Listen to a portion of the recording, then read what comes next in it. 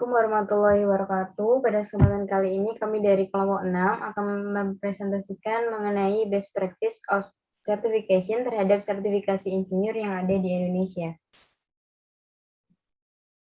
Boleh di next. Hal ini untuk memenuhi tugas mata kuliah etika profesi kelas B yang diampu oleh Profesor Dr. Insinyur Komariatus Solihah. Boleh di next. Anggota dari kelompok kami sendiri, yang pertama ada saya, Lia Safitri, yang kedua ada Pramesti Erli, kemudian ada Gistina Triasari, selanjutnya ada Sonia Sabrina, dan yang terakhir ada Warda Oktavarisya.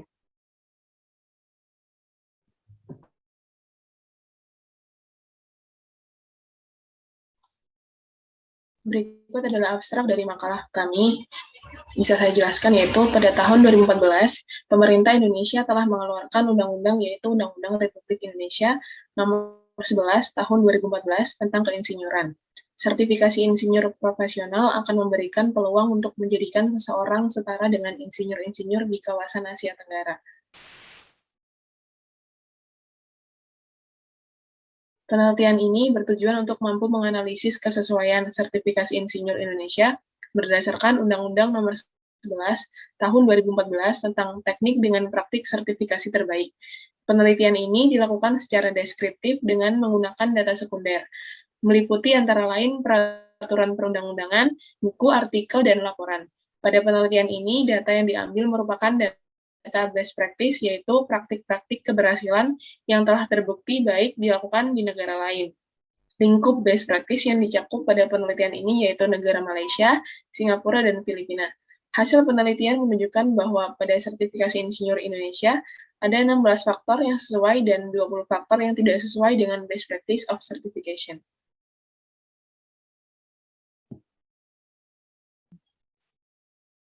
Selanjutnya ada pendahuluan. Profesionalitas tenaga kerja, terutama tenaga ahli yang bertugas melindungi masyarakat, sangat diperlukan di Indonesia.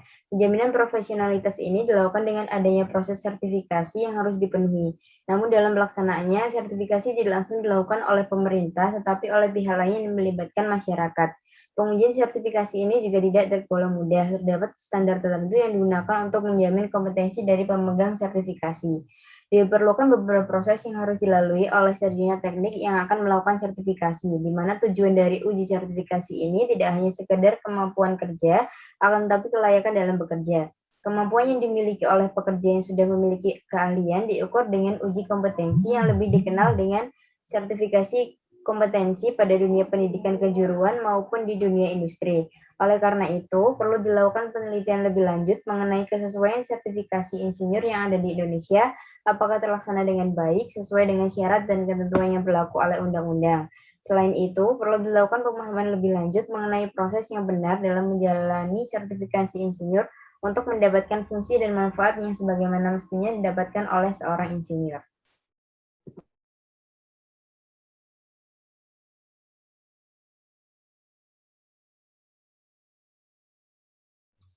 Untuk rumusan masalahnya, yaitu ada dua. Yang pertama, bagaimana kesesuaian sertifikasi insinyur Indonesia berdasarkan Undang-Undang Nomor 11 Tahun 2014 tentang teknik dengan praktik sertifikasi terbaik.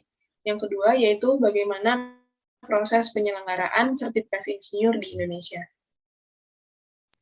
Selanjutnya adalah tujuan yang pertama, yaitu mampu menganalisis kesesuaian sertifikasi insinyur Indonesia berdasarkan Undang-Undang Nomor 11 Tahun 2014 tentang teknik dengan best practice of certification. Tujuan yang kedua, mampu memahami kegunaan sertifikasi insinyur di Indonesia, kendala penyelenggaraan sertifikasi insinyur di Indonesia, dan masukan untuk proses penyelenggaraan sertifikasi insinyur.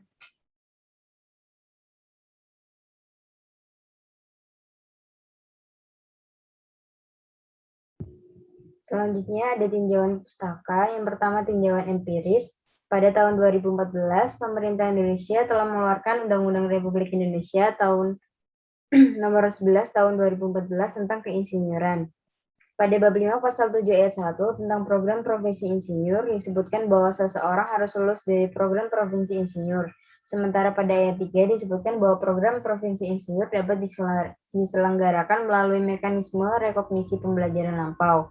Menurut Pasal 8 Ayat 1, Persatuan Insinyur Indonesia atau PPI mendapatkan amanah dari pemerintah Indonesia untuk mengeluarkan sertifikat insinyur profesional meliputi insinyur profesional pertama, insinyur profesional madya, dan insinyur profesional utama.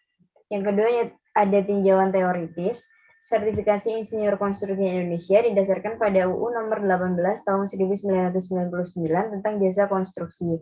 Berdasarkan UU tersebut, atau yang lebih dikenal dengan UU JK 1999, sertifikasi insinyur disebut sebagai sertifikasi tenaga ahli konstruksi. UU JK 1999 mengatur sertifikasi tenaga ahli atau insinyur bersama-sama dengan sertifikasi tenaga terampil. Dengan dikeluarkannya UU Nomor 11 Tahun 2014 tentang keinsinyuran, maka sertifikasi tenaga ahli atau insinyur diatur terpisah dari tenaga terampil.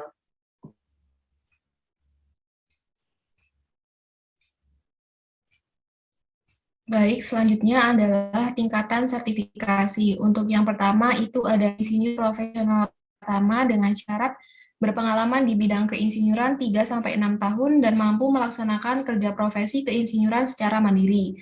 Yang kedua, insinyur profesional madya dengan syarat berpengalaman di bidang keinsinyuran 8-12 tahun dan mampu melaksanakan kerja profesi keinsinyuran secara sepenuhnya mandiri.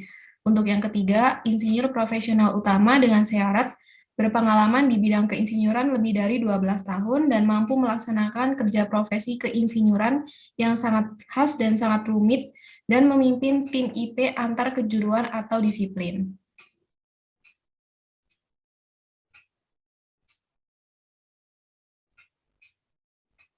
Selanjutnya adalah kualifikasi profesi keinsinyuran. Menurut UU Nomor 11 Tahun 2014 tentang keinsinyuran, bahwa Persatuan Insinyur Indonesia atau PII yang merupakan organisasi wadah yang berhimpun insinyur yang melaksanakan penyelenggaraan keinsinyuran di Indonesia. Oleh PII telah mengklasifikasikan kualifikasi keinsinyuran berdasarkan skor yang diperolehnya saat pengajuan sertifikasi insinyur.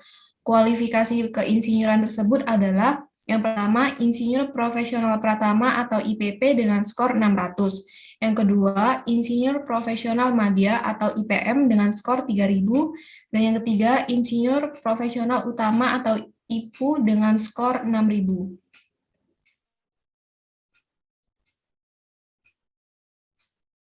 Adapun mekanisme sertifikasi, profesi keinsinyuran dapat diperoleh dengan dua cara, yaitu dengan cara perkuliahan program profesi insinyur dan melalui diklat yang diusulkan oleh asosiasi teknik.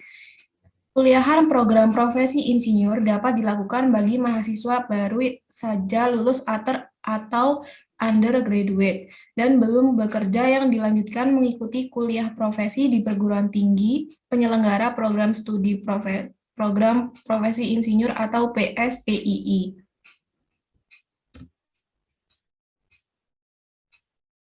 Selanjutnya adalah best practice of certification. Best practice adalah praktik-praktik keberhasilan. Best practice adalah model percontohan hasil sebuah proses yang kemudian terbukti menghasilkan sesuatu yang lebih baik daripada sebelumnya. Dalam penelitian ini, best practice yang diambil adalah sesuatu yang sudah terbukti baik dilakukan di negara lain. Lingkup best practice yang dijadikan rujukan adalah negara-negara di ASEAN, yaitu Malaysia, Singapura, dan Filipina.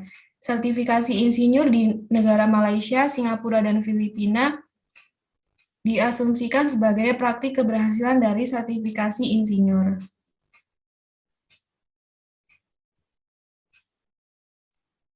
Selanjutnya ada metodologi penelitian. Yang pertama ada tempat dan waktu penelitian. Untuk tempatnya sendiri, penelitian ini merupakan penelitian yuridis normatif, di mana meneliti ketentuan-ketentuan yang ada dalam peraturan perundang-undangan dan literatur yang terkait. Untuk waktunya sendiri yaitu cross-sectional, yaitu data diambil sebanyak 1 kali pada periode tertentu.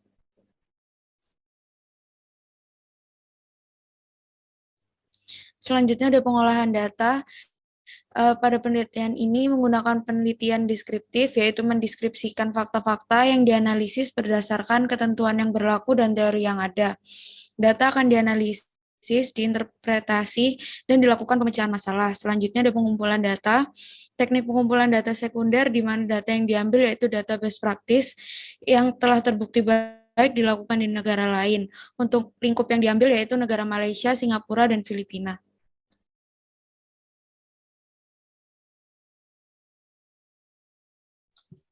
Untuk analisis data, dalam penelitian ini data dianalisis dengan kualitatif.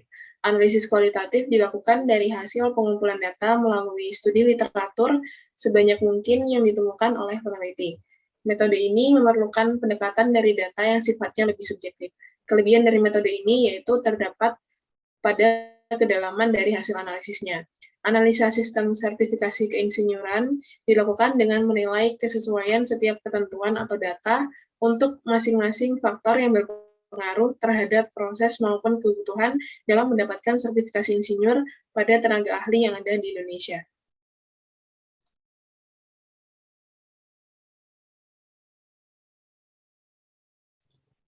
Hasil dan pembahasan dari best practice of certification terhadap sertifikasi insinyur yang ada di Indonesia.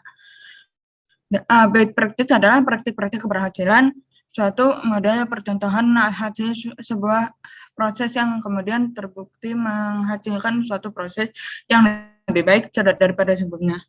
Dengan dikeluarkannya Undang-Undang Nomor 11 Tahun 2014 tentang keinsinyuran, maka sertifikasi tenaga ahli atau insinyur diatur terpisah dari tenaga terampil. Sampai tahun 2017, undang-undang yang mengatur tentang teknik berkaitan dengan sertifikasi Indonesia ini belum memiliki peraturan pelaksanaannya, sehingga perlu dilakukan pembahasan penyesuaian sertifikasi insinyur berdasarkan Undang-Undang Nomor 11 Tahun 2014 dengan best practice of certification yang berlaku internasional.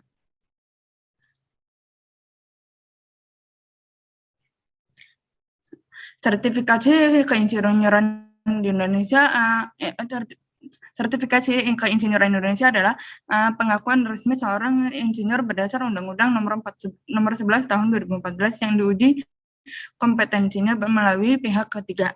Beberapa di antaranya sudah sesuai dengan best practice, yaitu sebagai berikut. Yang pertama, tidak menyebutkan secara spesifik mengenai nilai proses sertifikasi. Hal ini yang dimaksud adalah sertifikasi insinyur di Indonesia tidak menjabarkan sistem nilai proses sertifikasi. Yang kedua, pendanaan Dewan Insinyur Indonesia bersumber dari anggaran pendapatan dan belanja negara, namun tidak dijelaskan mengenai pendanaan lembaga sertifikasi. Jadi sertifikasi insinyur Indonesia perlu menjelaskan mengenai pendanaan lembaga sertifikasinya. Yang ketiga, tidak disebutkan mengenai asosiasi profesi. Jadi kendala yang dihadapi adalah adanya banyak asosiasi profesi yang menyulitkan pemerintah untuk membinanya, sehingga sertifikasi insinyur Indonesia tidak menyebutkan mengenai asosiasi profesi. Yang keempat itu, sertifikasi merupakan kewajiban tenaga ahli menjadi sebagai syarat untuk bekerja. Namun belum dijelaskan mengenai hak atau imbalan insinyur. Pada sertifikasi insinyur Indonesia, insinyur berhak menerima imbalan hasil kerja sesuai perjanjian kerja, tetapi belum ada perlindungan terhadap imbalan insinyur. Yang kelima itu, masa berlaku sertifikat ada 5 tahun. Masa berlaku sertifikat yaitu 5 tahun menurut sertifikasi insinyur Indonesia dikhawatirkan terlalu lama karena kompetensi insinyur tidak terjamin mengikuti kemajuan ilmu, pengetahuan dan teknologi, sehingga perlu ditinjau ulang untuk menentukan masa berlaku sertifikat ini. Selanjutnya ada akreditasi proses basis kompetensi profesi tidak diatur. Sertifikasi insinyur Indonesia perlu mengatur akreditasi prodi basis kompetensi profesinya. Lalu ada lulusan perguruan tinggi belum diregistrasi. Jadi sertifikasi insinyur Indonesia perlu mengatur tentang registrasi perguruan tinggi. lulusan perguruan tinggi belum diregistrasi karena lulusan program studi adalah sarjana teknik dengan kompetensi akademik sehingga belum dapat diregistrasi kompetensi profesinya. Lalu ada pelatihan basis kompetensi melalui PPI yang diselenggarakan perguruan tinggi tidak diakreditasi oleh Badan Akreditasi Profesi. Hal ini dikarenakan program profesi insinyur yang diselenggarakan oleh perguruan tinggi bekerja sama dengan kementerian terkait PII dan kalangan industri dengan mengikuti standar PPI. Standar PPI ditetapkan Menteri Pendidikan atas usul perguruan tinggi penyelenggara PPI bersama dengan menteri yang membina bidang keinsinyuran dan Dewan Insinyur yang diartikan. PPI sebagai pendidikan profesi tidak diakreditasi oleh Badan Akreditasi Profesi. Untuk menyesuaikan dengan best practice, sertifikasi insinyur Indonesia perlu melakukan akreditasi pelatihan basis kompetensinya.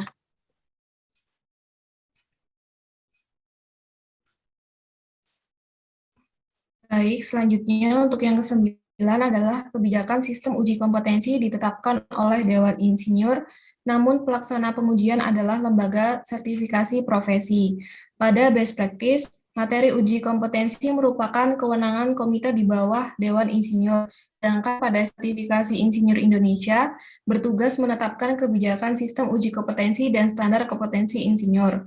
Untuk yang ke-10, registrasi insinyur profesional oleh PPI. PII, berarti sertifikasi insinyur Indonesia pada registrasi insinyur profesionalnya merupakan kewenangan publik ditetapkan oleh suatu organisasi profesi, bukan Dewan Insinyur.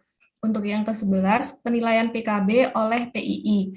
Pada sertifikasi insinyur Indonesia, penilaian PKB masih menjadi kewenangan organisasi profesi, bukan Dewan Insinyur. Untuk hasil yang ke-12, registrasi ulang insinyur profesional oleh PII. Dapat diartikan bahwa registrasi ulang yang merupakan kewenangan publik ditetapkan oleh suatu organisasi profesi. Untuk yang ke-13, uji kompetensi oleh LSP sesuai peraturan perundang-undangan bukan berdasarkan mandat DI. Selanjutnya, registrasi dilakukan oleh PII. Untuk yang ke-15, konsultan sebagai wadah insinyur bekerja tidak diatur. Selanjutnya, terdapat banyak asosiasi profesi, kurang melakukan pembinaan kepada anggotanya dan perlu diakreditasi oleh PII. Selanjutnya, program studi diakreditasi oleh BAN PT, yang mana bukan oleh Badan Akreditasi Profesi. Yang ke-18, tidak mengatur mengenai konsultan sebagai wadah insinyur bekerja, dan yang terakhir, cakupan pada 7 disiplin teknik dan 7 bidang lapangan usaha yang membutuhkan perlakuan yang berbeda untuk masing-masing disiplin yang perlu dipertimbangkan. Untuk selanjutnya kesimpulan dari pembahasan tadi dapat disimpulkan bahwa sertifikasi insinyur Indonesia berdasarkan Undang-Undang Nomor 11 Tahun 2014 tentang teknik yang sesuai dengan praktik terbaik adalah kesesuaian dengan masing-masing faktor pada best practice of certification yang perlu ditinjau dan dibenah kembali pada sertifikasi insinyur Indonesia. Yang kedua, profesi keinsinyuran yang dapat dilakukan dengan cara melakukan kuliah profesi keinsinyuran di perguruan tinggi atau dengan cara mengikuti diklat keinsinyuran, kemudian mengikuti uji sertifikasi yang menguji kompetensi pada pekerja, yaitu kemampuan dan kelayakan dalam bekerja. Setelah uji sertifikasi insinyur ini akan diklasifikasikan berdasarkan skor yang diperoleh, yaitu insinyur profesional pratama, insinyur profesional madya, dan insinyur profesional utama. Sekian presentasi dari kelompok kami, kurang lebihnya mohon maaf. Apakah dari teman-teman ada pertanyaan? Oke, saya mau tanya ke kelompoknya Lia. Jadi, aku mau tanya, persyaratan apa aja yang harus disiapkan dan dipenuhi untuk mendapatkan sertifikat keinsinyuran ini ya? Cukup.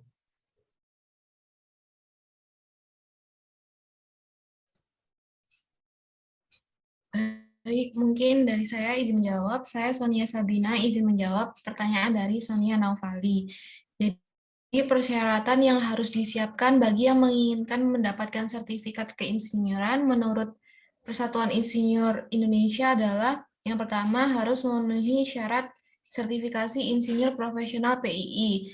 Ini itu terdiri dari yang pertama merupakan anggota PII, yang kedua mempunyai pengalaman di bidang keteknikan lebih dari 3 tahun, yang ketiga mempunyai pengalaman di bidang keteknikan lebih dari 5 tahun, yang keempat mengisi formulir aplikasi insinyur profesional, yang kelima memfotokopi ijazah sarjana teknik 1 lembar, yang keenam pas foto terbaru, dan yang ketujuh membayar biaya sertifikasi menurut jenis kualifikasi. Di samping itu juga harus memenuhi syarat sertifikasi keahlian atau SKA. Selanjutnya mengisi formulir permohonan SKA. Setelah itu mengisi formulir penilaian mandiri.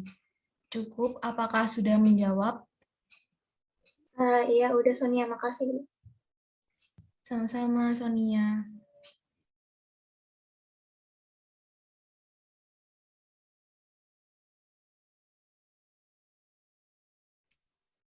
Apakah dari teman-teman yang lain ada yang ingin ditanyakan?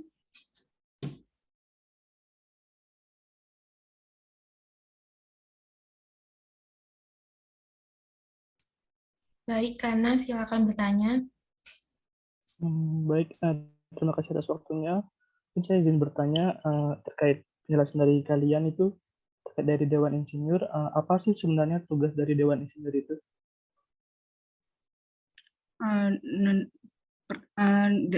Pertanyaan yang ditanyakan oleh Kak Dekana, saya izin menjawab.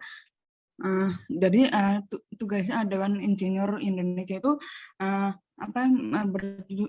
bertugas untuk merumuskan kebijakan.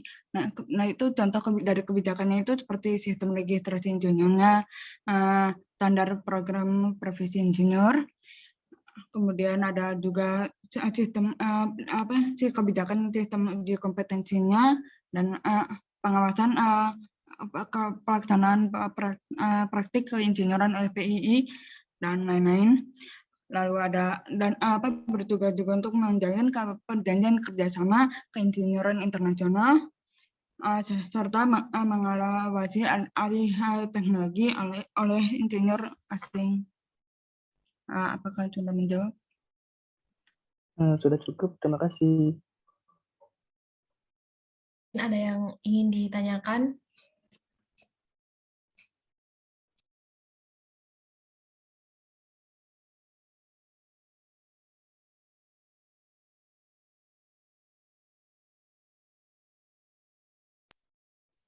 Oke, saya izin bertanya untuk kelompok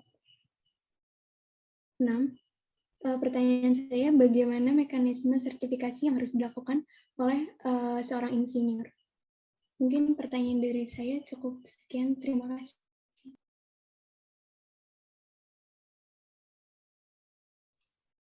Baik, terima kasih pertanyaannya Rani. Saya izin menjawab. Jadi untuk mekanisme dari sertifikasi sendiri itu ada 2. Mekanisme sertifikasi itu dapat dilaksanakan pada kuliah profesi keinsinyuran dan diklat keinsinyuran. Untuk kuliah profesi keinsinyuran ini, kurikulumnya lamanya studinya 1 tahun atau 2 semester dengan total 24 SKS yang lebih dari 70% di lapangan atau tempat kerja dengan pembimbing magang, dan maksimum 30% tatap muka di kelas dengan dosen pembimbing.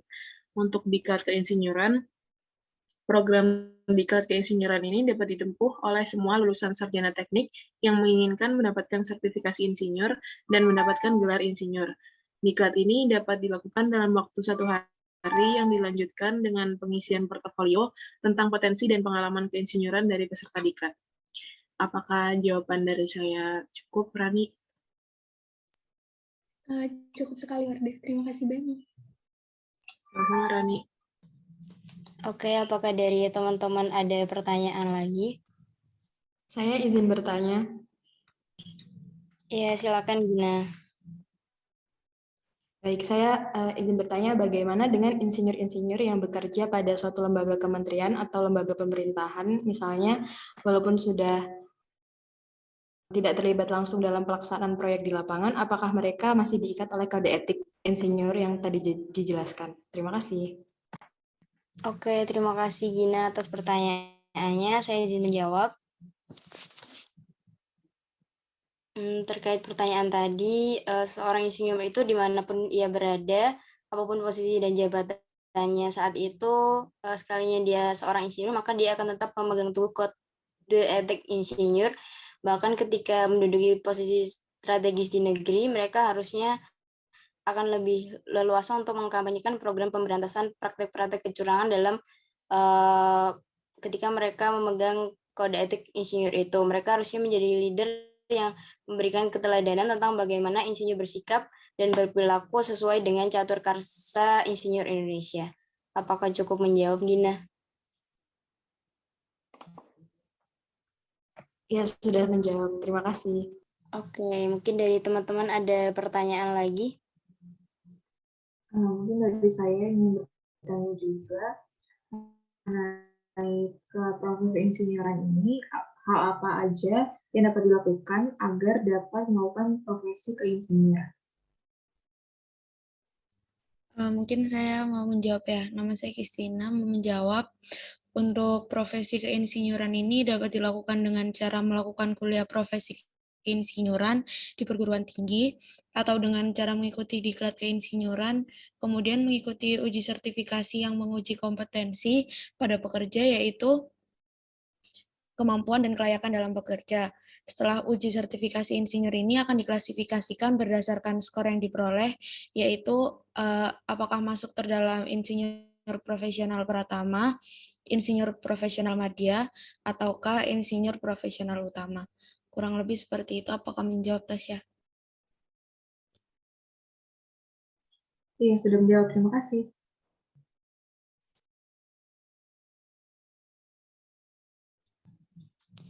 Oke, sekian mungkin dicukupkan untuk pertanyaannya. Sekian presentasi dari kelompok kami. Kurang lebihnya mohon maaf. Wassalamualaikum warahmatullahi wabarakatuh.